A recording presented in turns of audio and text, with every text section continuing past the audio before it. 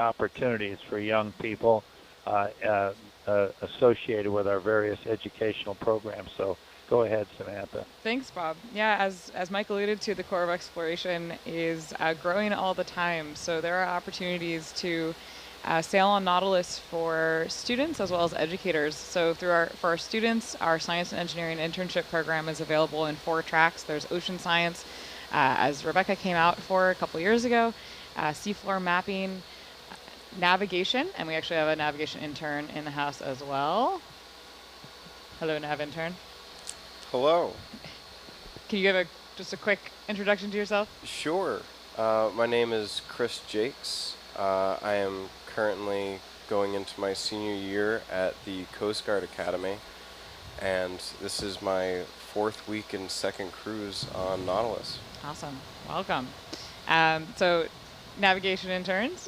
We also have an ROV engineering internship program, which I believe Wendy, who's currently in the Argus seat, started as a couple years ago. Yeah, back in like 2015, I want to say it was. I was an intern. And now? And now I am an Argus pilot. Awesome. I've been coming back every year. Fantastic.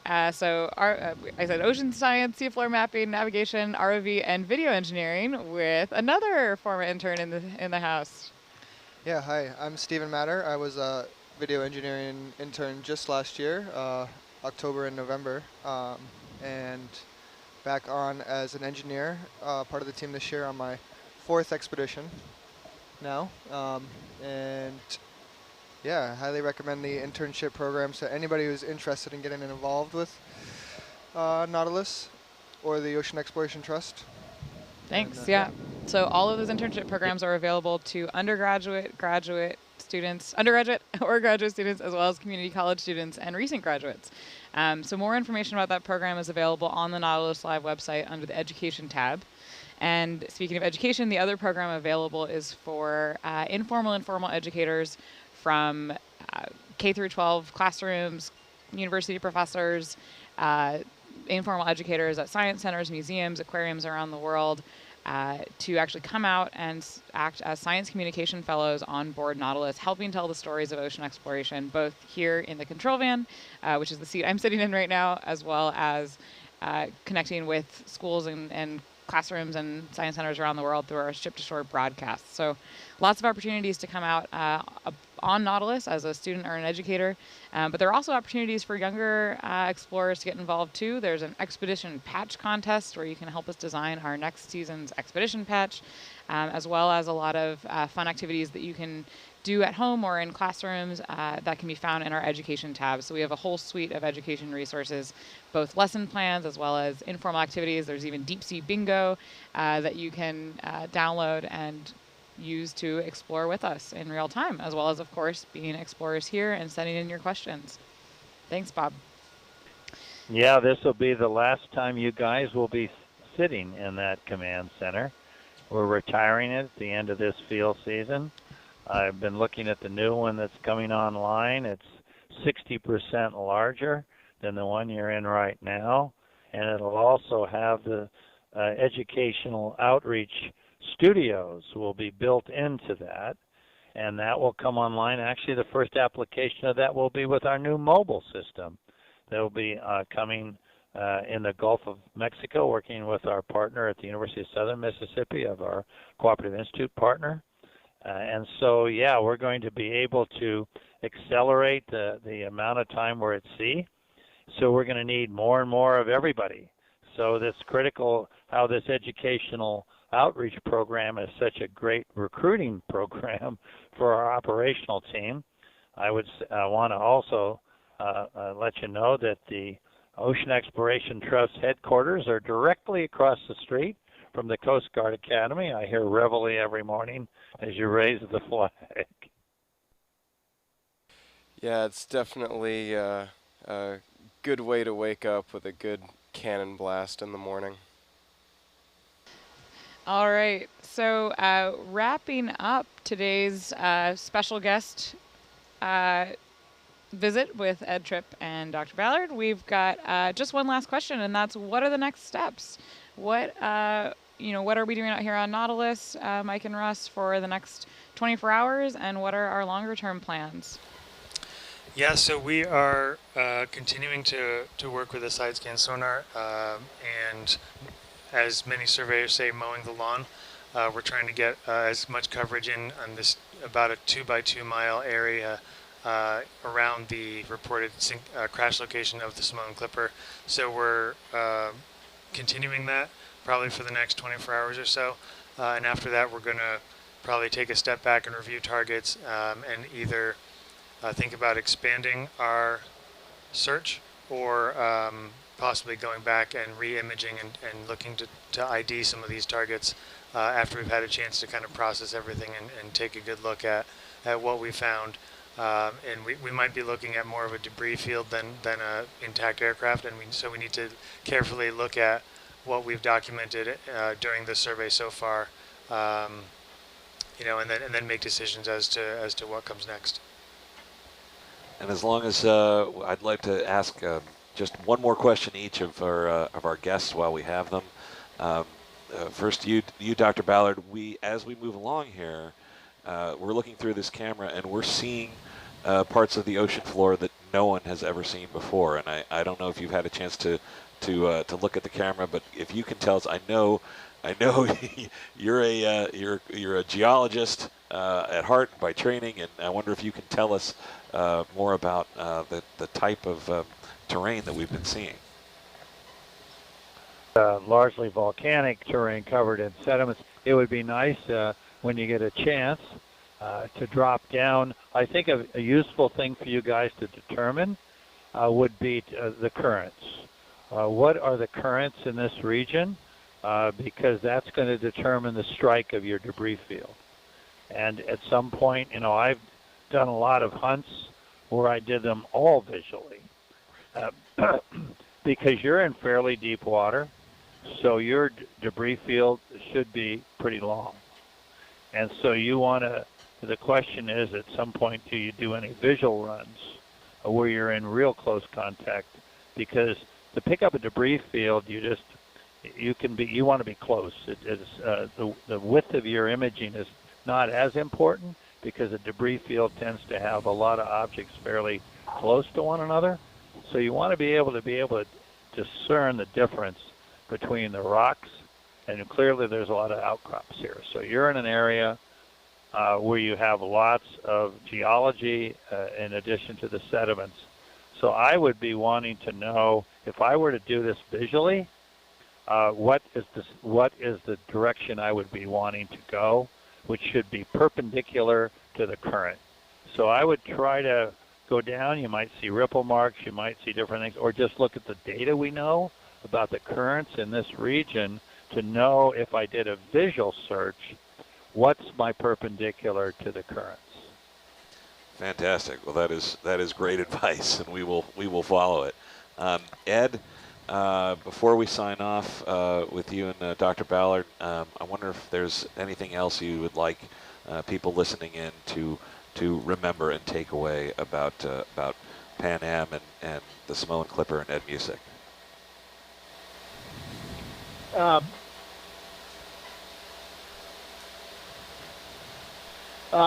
think we're coming up on Saturday is the 50th anniversary of the moon landing, and you put that date in perspective of looking at the technology we have in this room and out there, and you see how far we've come in 50 years.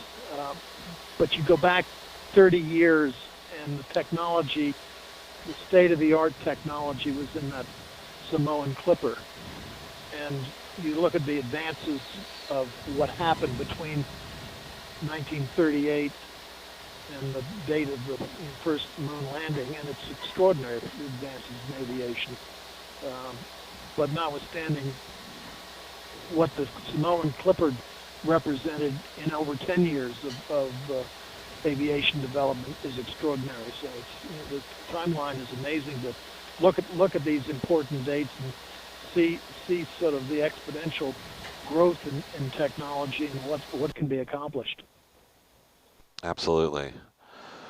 Well, thank you both for joining us. This has been a remarkable experience to have you with us out here in the Pacific as we search for Samoan Clipper. Don't eat all my drink all my Coke Zeros now. Just remember. I'll save a few. Don't worry.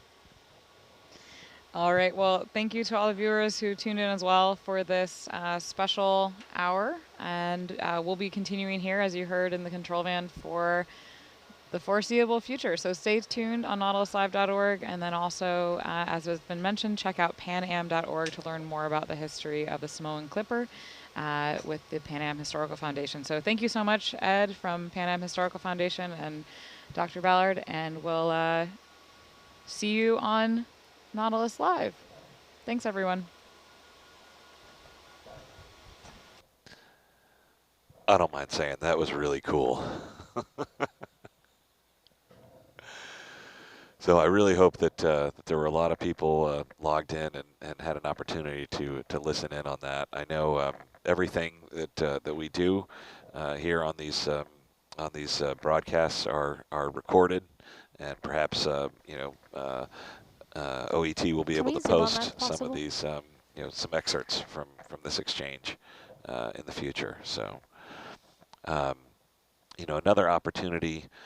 Some more opportunities that are coming up and that are extraordinary. What Ocean Exploration Trust is able to offer is there are all around the country and around the world, in some cases, are live interactions where there is a video link established with the ship to shore to various venues, usually museums or aquariums or schools or camps, any kind of educational program, and where people there have a chance to interact more, directly with members of the science team. And I know we have several of those coming up around the world. I know in a couple of days I'm very excited and anticipating the opportunity to do that with the Pan Am Museum Foundation, which has set up what is shaping up to be an incredible event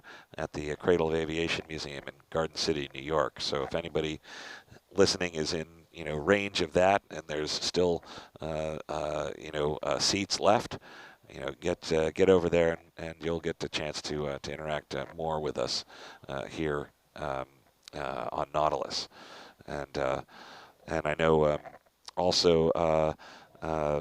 Pacific Aviation, or the Pearl Harbor Aviation Museum has also set up an opportunity with, and it was a remarkable coincidence in that, and that they had already planned a camp, an educational camp, STEM camp for high school students to study underwater robotics. And it's set to take place during the exact days that we're out here. So I know we're going to be speaking with them live as well, and at a spot where they will be talking with us really within sight of the old Pan Am base and where Samoan Clipper departed from Honolulu on its final voyage. I know the Intrepid Sea Aerospace Museum is having one of these, and I know we've done a couple already. Samantha, if you're still on, do you know what other events we have planned? Yeah, actually, I had to step away for a second, but I think you've got most of them. We're also connecting with school groups in the LA area, the University of Southern Mississippi Marine Education Center, an aerospace career education academy that Lonnie is connected with, and a tech camp over at the University of California, Santa Barbara. Is that the one for the tech girls or the tech? Tech Trek. Tech Trek. It's a math and science camp for young women in the Santa Barbara area. So lots of opportunities to connect with school groups around the world. In addition to, we know that there are many groups, especially during the summer for summer camps, that actually just kind of tune into Nautilus Live periodically just to check in and see what's going on. So in addition to these formal ship-to-shore broadcasts, we often have groups joining us as citizen scientists watching the same feeds that we are watching here on Nautilus and that our scientists ashore are watching. So Nautilus Live really is a sort of direct connection to bring you into the exploration. You're seeing the same things we are here. And we kind of like to joke, if you really want to feel like you're on Nautilus, take your laptop into a dark closet and kind of rock back and forth, and that will make you feel like you're up here in the control van with us. And turn up the air conditioning. Yeah. But yeah, I don't know if it's incredible. It was almost overload, to be able to talk with both Dr. Ballard and Ed Tripp, and knowing that there's so many people listening in, and I don't know if he's still logged in, but Jim Delgado, we miss you. We wish you were here with us. He really was the instigator in a lot of ways for this, for inviting me to join him in proposing targets of exploration in the Eastern Pacific, some of which we've already had the opportunity to explore with Nautilus. The wreck of the Macon that Megan participated in as well, and the USS Independence, which I had the pleasure of accompanying Dr. Ballard and Mike Brennan here. And Mike, I think you were at the workshop. Yep. You were leading our group when we were discussing these the these archaeology targets. group. Yeah. So, but Jim has been a constant source of support and inspiration, for this project all along, and started when he was with the NOAA Office of National Marine Sanctuaries as their Director of Maritime Heritage, and continued that association now that he's the Senior Vice President for Search Incorporated, and has sent us Mike and Dee Dee Marks, two terrifically talented and experienced archaeologists, maritime archaeologists, to direct this investigation. So again, we're sorry you can't be with us, Jim, but I know you're off exploring other parts of the world. So I guess it's a little divide and conquer happening here, but. And for the folks at home who are hearing all these names fly by, if you click over to the team tab, you can actually know who's talking right now and Sure. Who are all the other folks we're mentioning. So that's a great way to learn more about all those different career pathways that were kind of touched upon by Dr. Ballard earlier, and also Mike, about how to kind of end up out here on Nautilus. But everyone's got completely different paths to sailing on a ship like this, whether it's through an internship program or from other experiences in ocean and exploration adjacent fields, or as historians and archaeologists. So those pages are a great way to get to know everyone's personal stories, but then there are also now career pages, so you can see the kind of overview of the roles on Nautilus, whether it's a video engineer or a navigator or a data logger.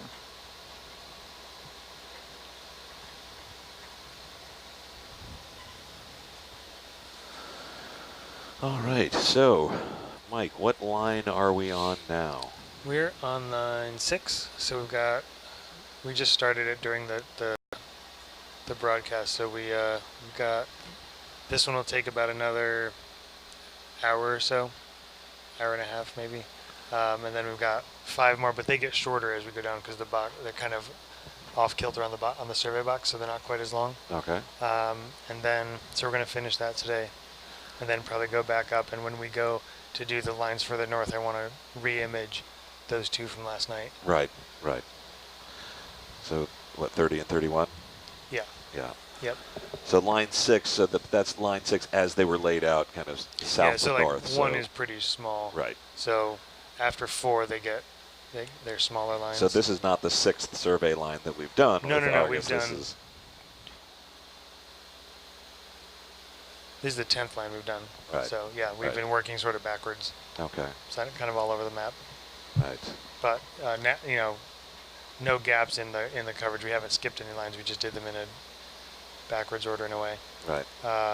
And then we've got five more to the north, I think. Excellent. Again, they get the last couple are a bit shorter. So yeah, once we've done that, we'll assess where we're at, and you know, I think you were going to process some of the data that we've gotten. Yeah, I'm still working on getting my computer ready to join the network. Right. All right.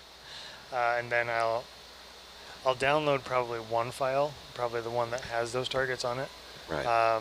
First, and I can work on processing that while the other ones download, because I don't want to wait for all the data to transfer before I start. And what will the processed version of it tell us more than what we've been able to see just in the waterfall as it goes by in real time? Well, this sonar is not designed to go this slow, so that's why we've been getting sort of the stretching on the targets. And so when we see the rocks in the video, they're not as long as we see them in the sonar. So the nice thing is that each ping has a position to go with it, so it should unstretch everything. So we'll be able to see them better. And we also can correct for slant range, which is how the sound waves kind of propagate across the seafloor. It'll correct for that. And so it may not take out all of the heave, because again, the sonar's not used to being on this sort of towfish / ROV. But we should get a better look at what these targets actually look like, right, and get rid of some of the stretching and movement. Okay. Very good. And then, you know, once we've done that, and it sounds like we'll have an opportunity with the Argus camera to visually inspect a couple of these more interesting targets. Then we'll continue on. We'll decide, you know, where to next. You know, I think we've talked some about the feeling that if we weigh it anywhere, we'll go, you know, more south and west. Because of the indications that from the history anyway as to where you know, the wreckage was drifting after the accident. You know, it seemed to be headed to the northeast. So, but it was interesting what Dr. Ballard was saying about whether or not we might be able to glean some information about the current, at least the current at the location now. I mean, do we have any indication at this point? I haven't seen any of the. I mean, there's not a lot of marine snow to begin with, and it seems to be falling. I know we are moving, but it doesn't seem like it's, you know, it seems like it's falling fairly straight down. So I haven't sensed much of a current visually when I've been looking over there. The current that we've seen on the surface has been fairly small, like less than half a knot. Sort of in, I think, Chris, you were saying in a northeast direction or so? Yeah, it seems to be coming out of the northeast, but it's a little hard to tell with so much resistance behind us with Argus. So at least what the currents are doing right now, I don't see a strong indicator of direction, but as we saw in the historical report, it's different from what we're seeing. They reported the swell, at least, the surface current moving to the, what was it? I think to the northeast. Yeah, it was out of the southwest. So yeah, out of the southwest to the northeast. Yeah.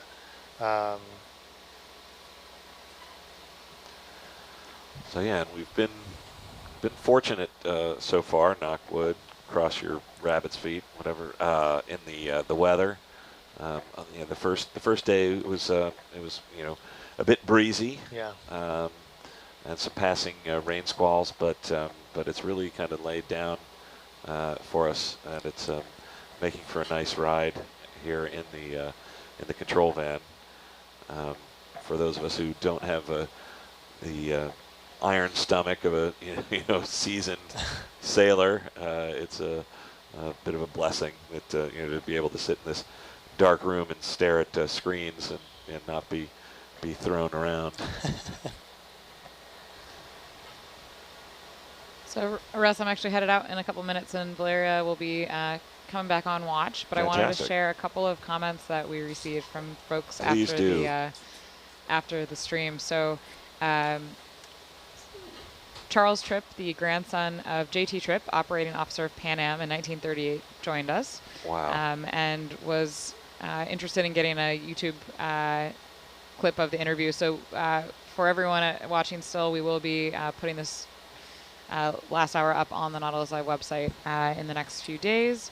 You can skip over the part when we were having trouble getting started, with the audio. please. So actually, full dives are available on the Nautilus Live YouTube page. You can find them there for all of our expeditions. So that'll be up by the end of the week. And then a couple of other kind of fun comments. One person said, "I'm geeking out so much. I wanted to be an oceanographer." So are we. Yeah. I wanted to be an oceanographer, and I live vicariously here, and it has truly ignited me and fueled my curiosity.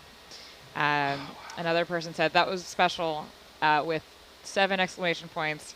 "I'm glad I stuck around to witness it. Thank you all, Nautilus crew." Yeah. Wow. So. Well, thank you to all of them who wrote in and who are listening around the world. This is why we do what we do, and it's very gratifying to hear that. So thank you. All right, well, stay tuned. Keep sending in your questions, folks. Valerio, I'm going to pop out right now, but Valerio will be back in a couple minutes to continue answering questions. So keep sending those in. And if you did miss any of the Q&A, you can actually rewind up to the next 12 hours to see that Q&A. And again, just skip over the audio trouble part in the beginning. But that's a great opportunity to edit button. Yeah, to catch up on some of the historical background of this expedition, as well as check out the latest news page on Nautilus Live to read the expedition blog, and that also includes links out to the panam.org website, the Pan Am Historical Foundation's website, with some fantastic historical art and archival content. So happy mapping, everyone, and stay tuned for more. Thanks. Thanks, Samantha.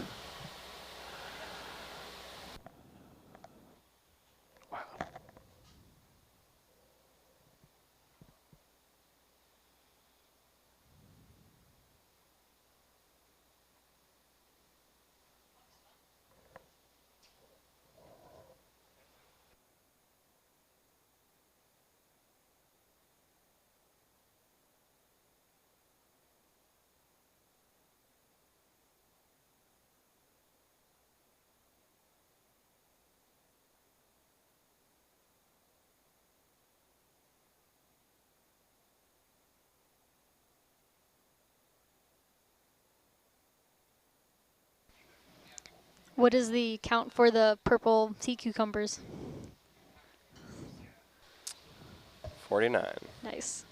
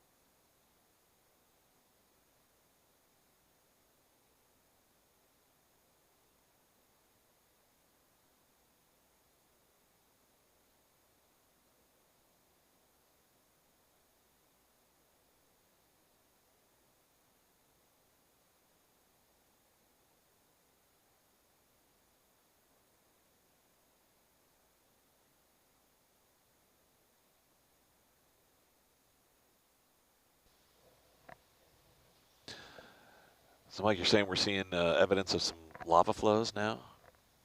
Yeah, it looks like it, and I think that explains some of these ridges that have lines in them. That there's these linear stretches that then fill with sediment.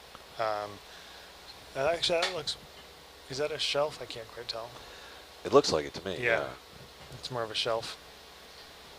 We saw a really good lava flow yesterday, which is pretty cool. Yeah, and sometimes those can mimic. You can get where the walls of them kind of shear off. Yeah. In nice straight lines that can fool you sometimes about whether or not that's a geology or a man-made object. Yeah. It's one of the few times that a straight line occurs in nature. Could we zoom on this ridge line? I thought I saw like an anemone back there. I'm just wondering if there's anything else growing on it. Yeah, go ahead. She's grasping on any biology we might see. Looks like a bunch of rock. Yeah. All right. Thank you. So Rebecca, I'm sorry, the conversation moves so fast, but I was really wanting Dr. Ballard to hear your specialization in undersea science. Oh yeah. What got me into? Yeah. Yeah. So while I was at the University of Illinois, I got into a research lab funded by a NASA Astrobiology Institute that studies extremophile microorganisms or organisms that live in extreme environments. So I'm most familiar with those from the hot springs in Yellowstone Park.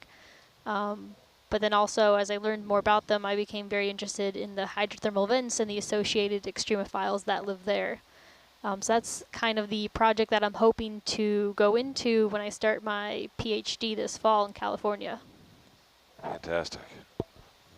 I know that I think that's one of, if not the most,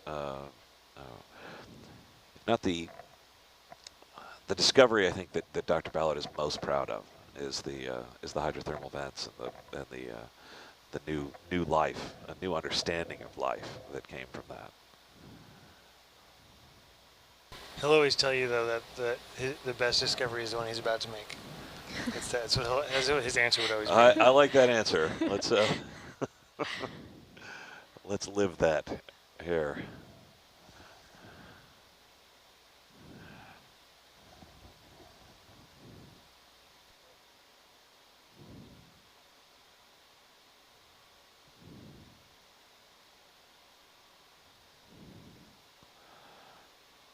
Could that be another sea cucumber? Surely. All right. Yep. I believe What's that the is count a now, positive Chris? confirmation. We are up to 50. There's got to be some sea cucumber specialist somewhere in the world who's thrilled you're keeping track of We that. got a watch for you. Yeah. All this interesting stuff that I just try to look past to get to the seabed. Right. Like, get out of my way. Can't see. We, last cruise, our geologist, Kevin Conrad, was actually one of the best at spotting biological organisms, just the smallest things. It was kind of double-sided. It was one, he said, because they weren't rocks. He knew exactly what rocks look like, and they weren't them. And he was so trained on looking for, the smallest sign of what a good sample might be, that it made him better at looking for anything else. Yeah, makes sense. Well, we're in the business of looking for not a rock as well. A professor of mine in college said that archaeologists are the best at finding loose change on the ground because they're always walking with their heads down, looking at small details.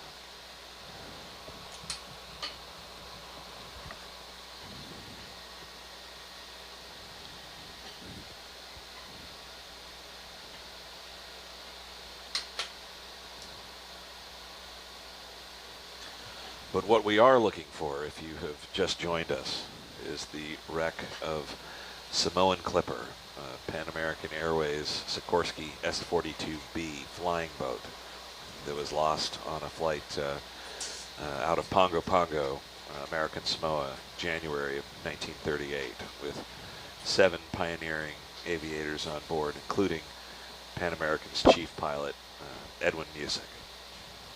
and we are now a few miles off, probably 11 miles or so now off of the main island, Tutuila of American Samoa, north, just about due north of Tapu Tapu Point, the westernmost tip of the island. And we've been here for the last few days, running lines back and forth with the ROV Argus, which is serving as a towed sonar sled, scanning the seabed with side scan sonar, which is what you should see on your feed.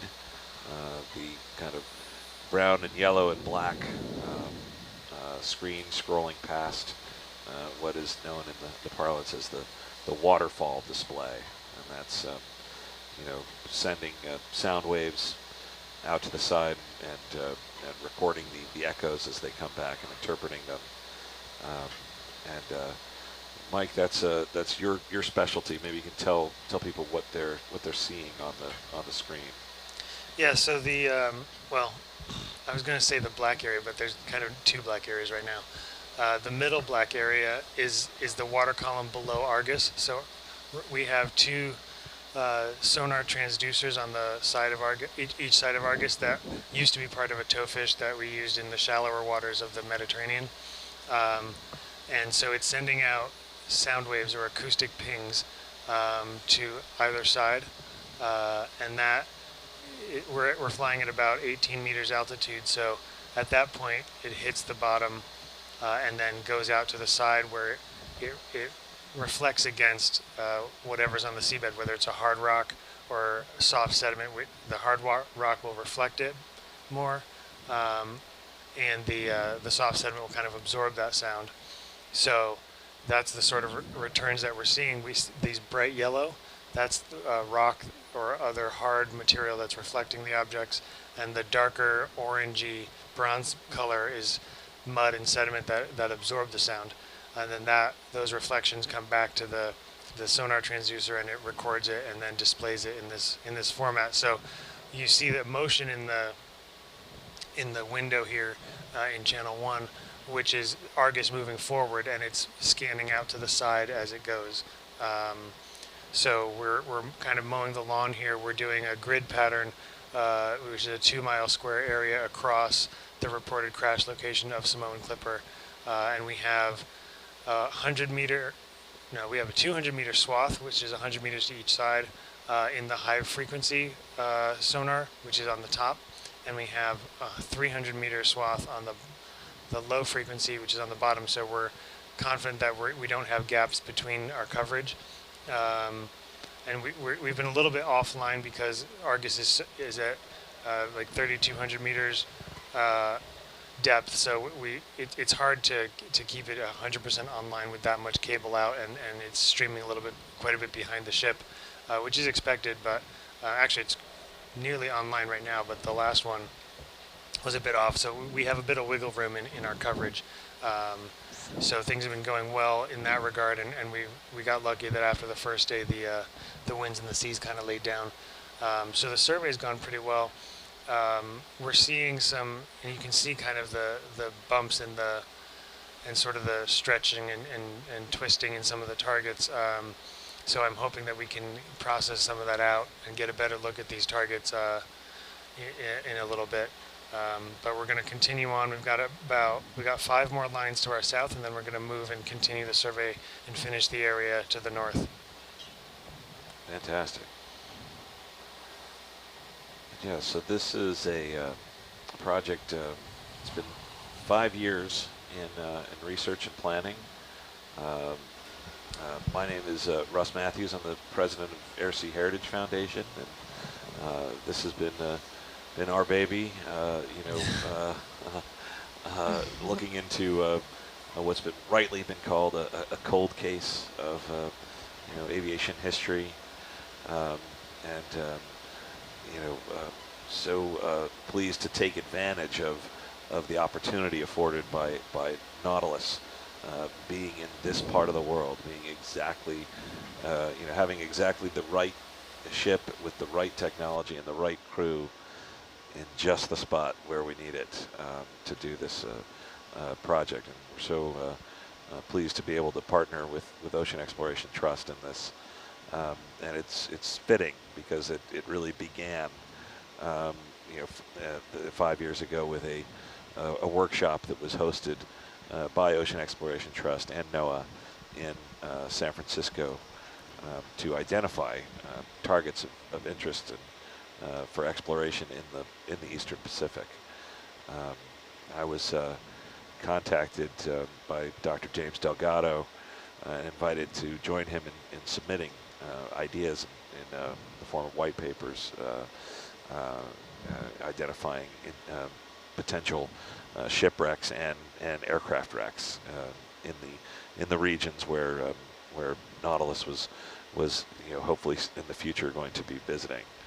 And I have to say, I'm embarrassed to say that before that time, I really didn't know that much. I only had the vaguest notion in the back of my head when he called me that didn't something happen to Pan Am's chief pilot? Oh wow.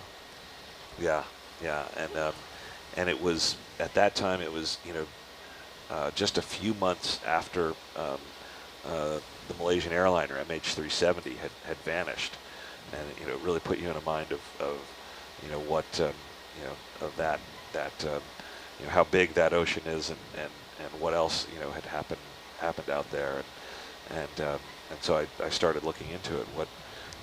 What did happen to Ed Musick, and discovered the story of Samoan Clipper, and was just astonished at what I found, and that it was at this time seemed so little known. I mean, I love this stuff, and I didn't really know the full story, and kind of started enlisting the help of others to get to the bottom of it, and talked to Lonnie Shore, who's a good friend and a aviation historian and author, and who happens to live also very close to the National Archives, and asked her to, and she was glad to join in and help and find some of the original documentation, and went through through several archives before tracking down the original Bureau of Air Commerce report from April of 1938 that gave a wealth of information about the circumstances and interpreting what was believed to have happened to Samoan Clipper, and also revealing good clues about where it had all happened, and also she was able to get into the National Archives and retrieve the deck logs for USS Avocet, the Navy ship that was stationed at Pongo Pongo and conducted the original search, and found the debris, collected it, that was conclusively identified as having come from the plane, and gave the final confirmation that it had been lost. And just from there on, it grew and grew and grew, and we got help from the Igor I. Sikorsky Historical Archive, and the archivists there, John Bulakowski and Dan Libertino, who combed through that voluminous archive and found construction photos and drawings and archival photos and orders, the description of the contract, the original contract with Pan American, and how the special long-range survey ship that Samoan Clipper was the first of that model, the B model, S-42, and how that one would differ from the earlier versions of the plane, and the University of Miami libraries and their special collection of Pan Am documents, and the original radio correspondence between the people here on the ground in American Samoa and the executives in San Francisco, and how they worked through what had happened and tried to process it, and newspaper articles, and yeah, it's been incredible, the number of people and organizations that have a passion for this, and to share those stories, and gotten a lot of help from the Pan Am Historical Foundation and their webmaster Doug Miller, who's also a historian in his own right, and you almost have to be, to know, to choose what items to send out there and share with their readers, at their website, and which is panam.org, by the way, if anybody wants to check it out. And he's been helping me posting some updates from the trip, from the expedition as we go along,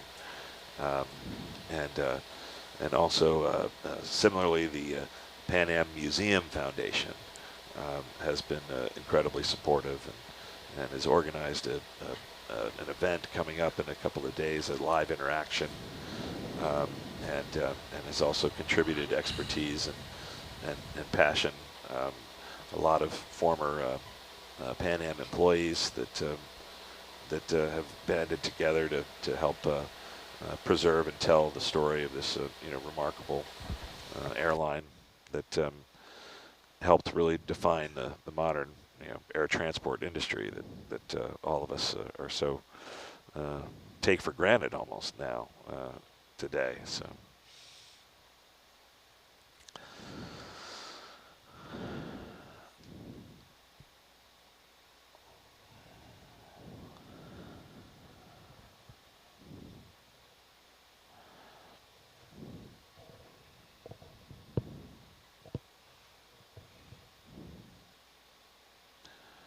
I know some of those people have been checking in, occasionally during this process, but this is the process of exploration. Gathering the information as much as you can from the historical record, and there's only so far you can go with that, and then eventually there comes a time when you just have to go out and look. Yeah, we were discussing the plan and how good we thought the coordinates were, and we just kept kind of going circles, like you got to just get out there and do it. Right. Because we don't know really which observations went into the determination of that location. Right. And I actually wish that there were a handful of erroneous or other locations that we had less faith in, because that would give us a direction of where observations were. Right. Yeah, we only have the one coordinate, and it is very precise. It's down to degrees, minutes, and seconds, at least on the one value. And so it's a great starting point. We have a good point last seen, but as you say, we don't know exactly what did they base that on. Was that on Lieutenant Williamson's observation from the search plane? Was that calculated on board the Avocet when they were on the scene at the oil slick? Was it just kind of a composite of all the different observations that they'd had and placing it in the one spot? So yeah, we know.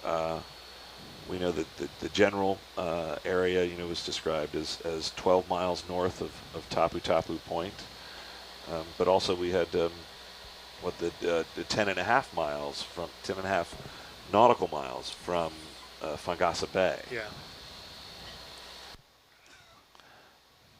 I think both of those were nautical miles, actually, 12. Right. Yeah. Okay. Again, that's in one document they specify nautical miles, but it's possible that other estimations were not done by that. Right. It can be confusing, miles, using those two terms. Yeah, I think the Avocet log simply says 12 miles. Right, which is not helpful. No. No, and they didn't record any of the positions as they conducted the search. I suppose they were busy at the time, but not even a noon sight, which I would have thought Yeah. would have been a fairly standard procedure. But you know, they did record the ammunition stores on board, you know, very faithfully, but not the position. So, but we just have to feel, you know, no matter what the precise location, and even that would have been affected by the currents, you know, and the wind and the waves. So they were, you know, making their best guess, but you know, feel like, you know, there's confidence that has to be very close in any regard, because they were able to make those observations really within hours of the loss of the airplane. Yeah, that's right.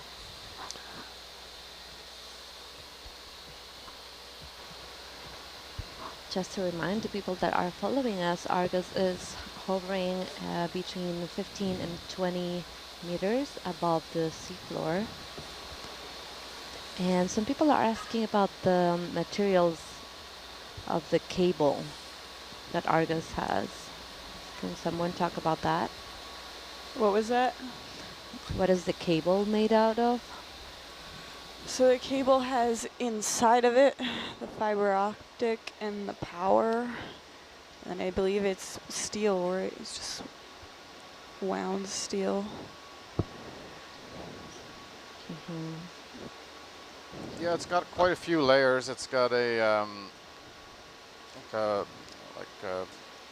when you were saying a fiber optic, like a jacket with the fiber optics in the middle, and then there's 3 conductors for three-phase power, and we take single-phase power off one of those legs, and then there's kind of a strength layer in there, and then an outer insulation over everything, and then 2 like a double helix wind of steel that takes all the load on the outside. They're a pretty complex, cool cable.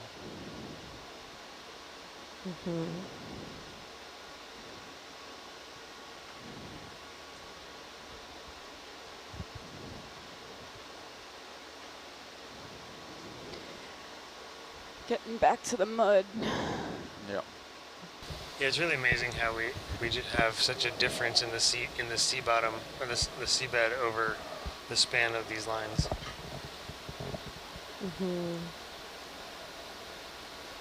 I mean, but I guess it makes sense because we can see, as you zoom out, it is much more hilly over to the east. Yeah, you're probably getting a lot more wasting from the upper levels here, and it's a lot flatter, a lot easier, or not necessarily flatter, but less steep of a slope. Yep. That sediment can pile up on.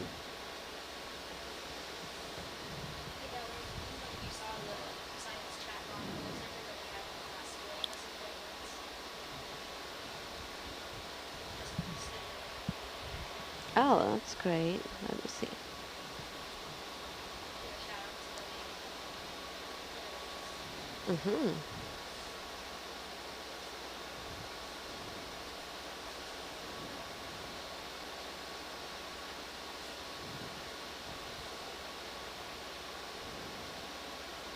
Thank you.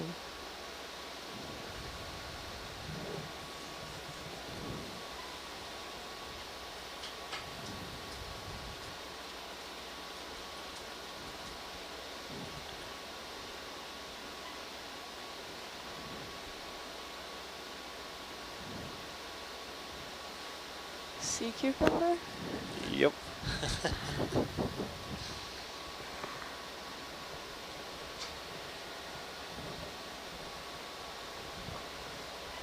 We have another class right now that is asking a couple of questions, and the first question is, what are we looking for?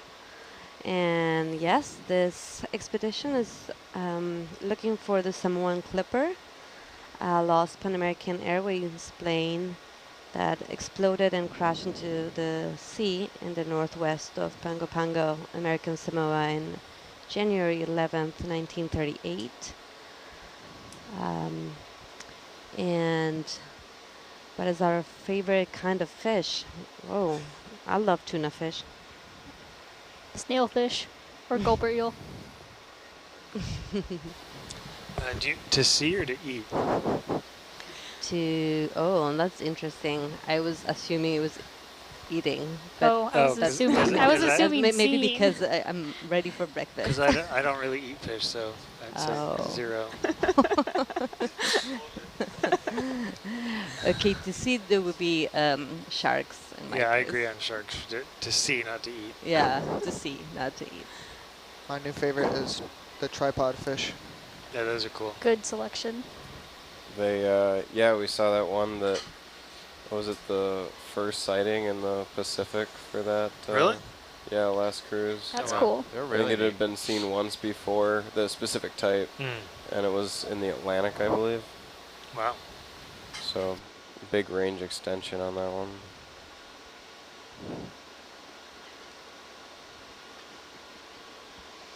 Do you guys know how long would the Simone Clipper would take to take off?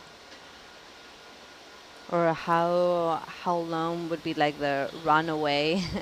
I think that's something that Megan or Lonnie or Russ would probably be able to answer. I don't really know. Oh, Russ Yeah. stepped out. Yeah, oh. sorry, Russ stepped out. Yeah, he Oh. needs to go get breakfast before it's his actual watch. Oh, okay. So for the people that are asking this question, we'll have Ross Matthews again back with us in half an hour. Yep, he'll be back, and so will Dee Dee, and they'll take over the helm, as it were. Perfect. And I'm gonna go down and try to get some of this data imported and start processing it so we can get a better look at it. Perfect.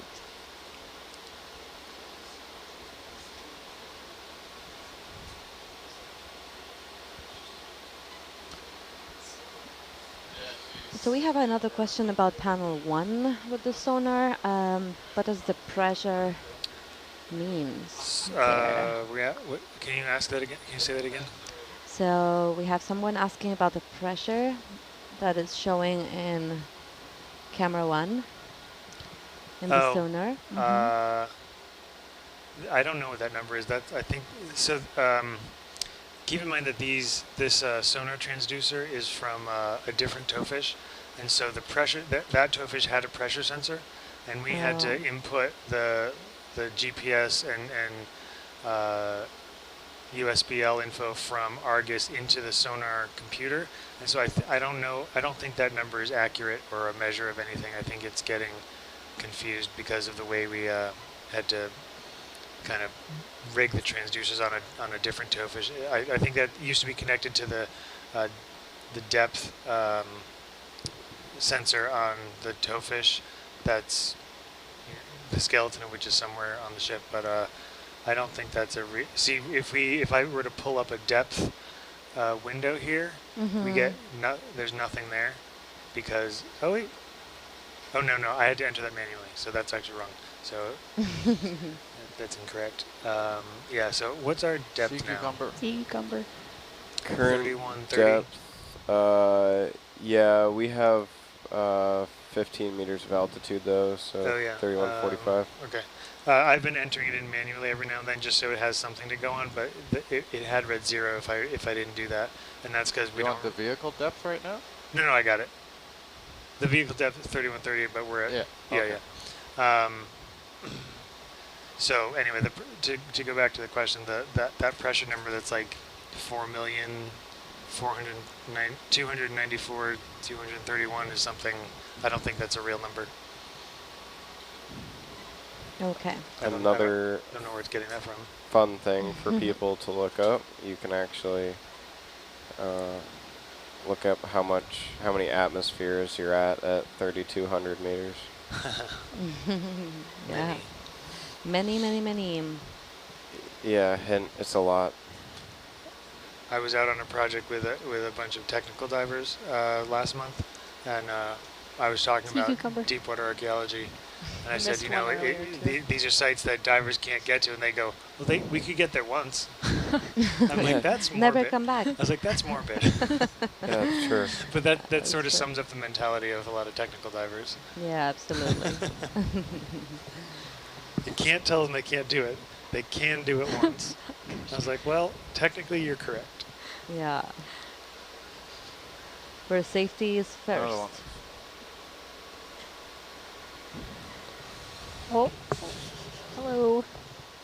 Oh, they're everywhere now. We must Yeah. have like a whole family around here.